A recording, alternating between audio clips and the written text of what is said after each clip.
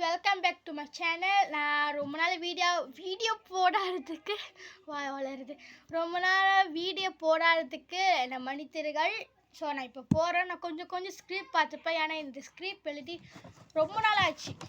எனக்கு இப்போ தான் கைக்கு ஃபோன் கிடச்சிச்சு. ஸோ அதனால் டக்குன்னு ஏன் வேஸ்ட் பண்ண சொல்லிட்டு கதை சொல்ல ஆரம்பிச்சிட்டேன். ஓகே, இது உண்மையான நடந்த விஷயம். ஒருத்தருக்கு நடந்த விஷயம். ஓகேலா, நான் திருப்பி பார்த்துட்டு இருக்க போது நிறையா காமெண்ட்ஸ்லாம் வந்துட்ட போது இவர் சொல்லியிருக்காரு அவர் கதையை பற்றி. இந்த கதையோட பேர் ஹந்தூராயா. ஹந்தூராயான்னு தெரியல, எவ்வளோ கருப்பாக பெருசாக உயரமாக ஸ்ட்ராங்காக இருக்கும். ஸோ இது ஸ்ட்ராங்காக இருக்கிற சீன் இது நிறைய பேர் வளர்ப்பாங்க.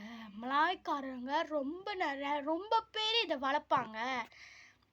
ஏதாச்சும் தோத்துட்டு பாதுகாத்துறதுக்கா, இல்லை இவங்க வெளியே போயிட்டாங்கன்னா வீடு பாதுகாக்கிறதுக்கு அதை வளர்ப்பாங்க. ஓகேலா, சேஃப்டிக்கு அதை வளர்ப்பாங்க. இதுதான் கிங் ஆஃப் த கோஸ்ட் அப்படின்னு சொல்லலாம்ல. King of the ghost, okay, அந்த மாதிரி சொல்லலாம்.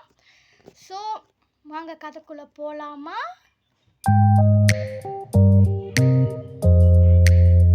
ஓகே, இவருக்கு நான் வைக்க போகிற பேர் பார்த்தீங்கன்னா அண்ணன் வச்சுப்போம். அண்ணன். இவரோட வீடு 2 மாடி வீடு. இவருக்கு 6 அல்லது 7 வயது இருக்கும்போது, 6 or 7 இயர்ஸ் இருக்கிற போது இவர் மலாய்க்காரர். ஆமாம், இவர் மலாய்க்காரர். நாளைக்கு ராயானா இன்னைக்கு நடந்த விஷயம். ஓகே, இவருக்கு 6 அல்லது 7 வயது இருக்க போது அவருக்கு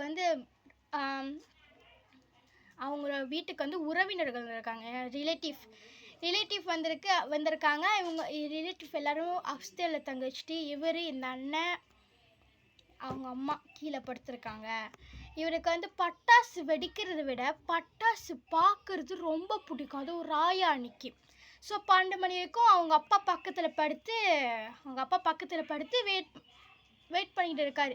அந்த நேரம் பார்த்தா அவருக்கு தூக்கம் வரல. கொஞ்ச நேரம் சேர்ந்து பார்த்தா மேலே மாடியில் அவங்க ரிலேட்டிவ் சிரிக்கிற மாதிரி சத்தம் கேட்குதுல்ல. என்னை விட்டுட்டு என்ன சிரிக்கிறாங்க அப்படின்னு மேலே போய் பார்த்தா யாருமே இல்லை. ஒரே ஒரு ஜன்னல் மட்டும் திறந்து இருந்துச்சு. ஸோ அவர் சாத்துறதுக்கு போகிற போதே கீழே பார்த்துருக்காருல. அவர் வீடு இங்கே தான் ஒரு 10 steps பக்கத்துலேயே பார்க், ப்ளே கிரவுண்ட். ஸோ பக்கத்தில் ப்ளே கிரவுண்டில் பார்த்துருக்காது. ஒரு ஊஞ்சல் மட்டும் தனியாக ஆடி இருக்கு. ஸோ அந்த ஊஞ்சல் தனியாக இல்லை, ஒரு உருவம், பெரிய உருவம் அது அங்கே உட்காந்தே ஆடிக்கிட்டு இருந்திருக்கு. ஸோ அவர் பயத்தில் ஜன்னலை சாத்திட்டு திரும்ப பார்த்தா யோசிக்கிறார், நான் எங்கே மேலே என்ன பண்ணுறேன், அப்பா பக்கத்தில் தானே படுத்திருந்தேன் அப்படின்னு. அம்மா கேட்டாங்க, நீ மேலே என்ன பண்ணுற அப்படின்னு. ஏன் நம்ம சிக்கலில் மாற்றிக்கணும் அப்படி சொல்லிட்டு அவர் கீழே போய் படுத்துட்டார். மறுநாள் ரொம்ப கன்ஃபியூஸாக இருந்தார். நேற்று தான் இந்த விஷயத்தை பற்றி அம்மா என்கிட்ட ஏன் ஒன்றுமே கேட்கல அப்படின்னு. ஸோ அம்மா கிட்ட நடந்த எல்லா விஷயத்தையும் சொன்னோடனே அவங்க அம்மா என்ன சொன்னாங்க தெரியுமா? நான் எப்போ மேலே போனேன், நான் நாளைக்கு ராயாவுக்கான பிரேக்ஃபாஸ்ட் எல்லாத்தையும் ப்ரிப்பேர் பண்ணிவிட்டு வெள்ளனியாக போய் படுத்துட்டேன். நீ யாரை பார்த்து சொல்கிற, யாரை பார்த்த மேலே அப்படின்னு. ஸோ அவர் ஒன்றுமே பேசாமல் போயிருக்காரு. இந்த விஷயம் அவருக்கு அவர் ரொம்ப லோன்லியாக ஆக ஆரம்பிச்சிட்டார். இந்த விஷயத்தை பார்த்ததுக்கப்புறம் கொஞ்சம் வருஷத்துக்கு அப்புறம் தான் அவர் புரிஞ்சாரு மேலே வந்தது எங்கள் அம்மா இல்லை, அது ஒரு ஹந்தூராயா அப்படின்னு. ஸோ இவர் அதுக்கப்புறம் அந்த வீடு பிண்டாயிட்டாங்க. இவர் ஒரே பிள்ளைலா. ஸோ அவங்க அம்மா இந்த பிள்ளை பேச்சு, இவரோட பேச்சு கேட்டுட்டு வீடு மாறிட்டாங்க.